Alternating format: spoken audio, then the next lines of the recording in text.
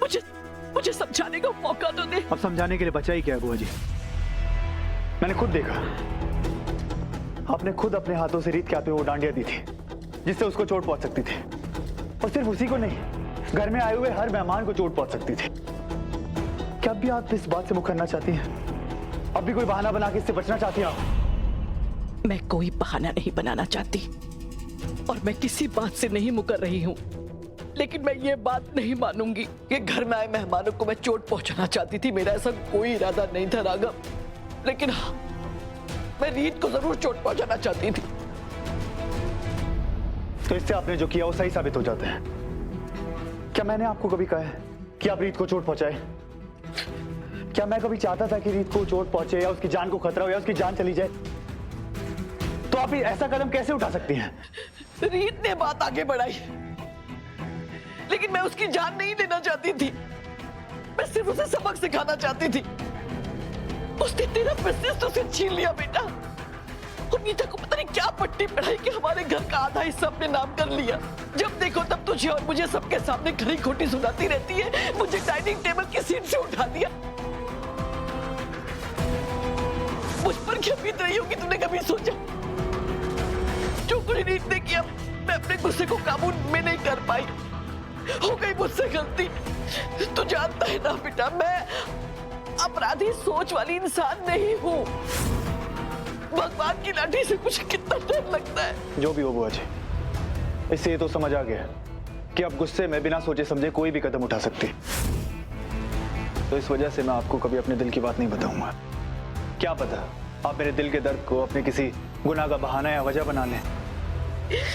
अपनी बुआ जी के लिए इतने कड़वे शब्द मत बोल। मैं बहुत शर्मिंदा हूँ, तू मुझे माफ कर दे। बुआ जी, नहीं, तू सही कह रहा है बेटा। मैं पता नहीं क्या इंसान बन गई हूँ कि मैं खुद को नहीं पहचान पा रही हूँ।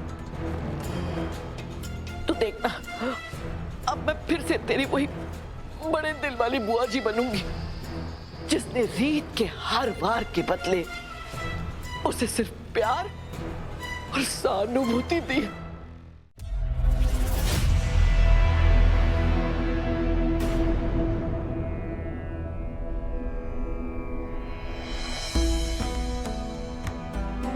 आइए गुरुमा।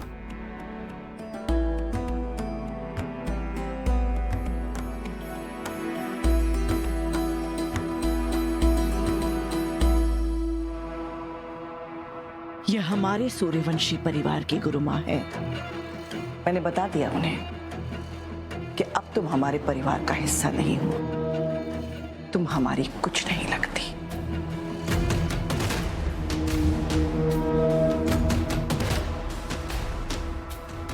बेटी गुरुमा, मैं आपके पांव धो देता हूं।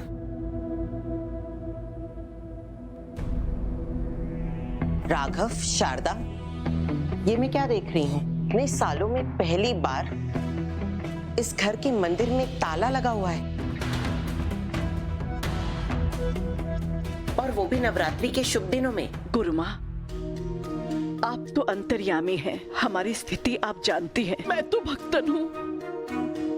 मंदिर के दरवाजे पर लगे इस ताले को देखकर मेरा दिल छलनी हो जाता है, लेकिन क्या करें, ये सब इस लड़की का किया धरा है। इसने हमें हमारे घर में पराया बना दिया है। बुआ जी, प्लीज गुरुमा को उस इंसान के लिए परेशान मत कीजिए जो हमारे परिवार का हिस्सा भी नहीं है।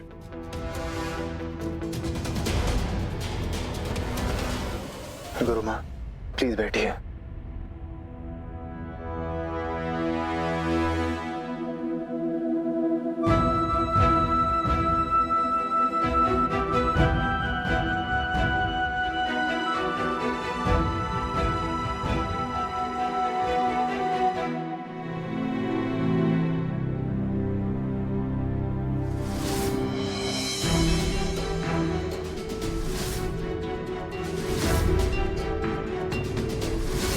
गुरुमा, मैं जानती हूँ बुआ जी ने आपके मन में मेरे खिलाफ बहुत जहर घोला होगा,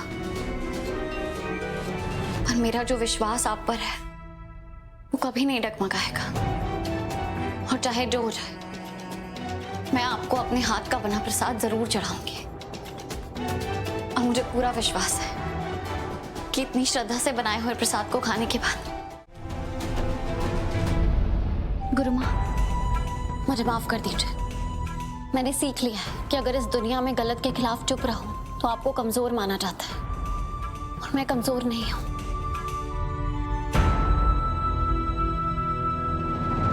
स्मिता, सच बता, बुआ जी और तूने मिलकर जो खीर बनाई थी वो तो जल गई थी, तो बुआ जी जो खीर का प्रसाद खिला रही है गुरु माँ को, वो कहाँ से आया?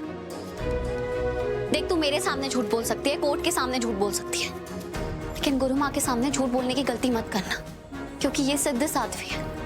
इनके सामने झूठ बोलना मतलब इनका अपमान करना होगा।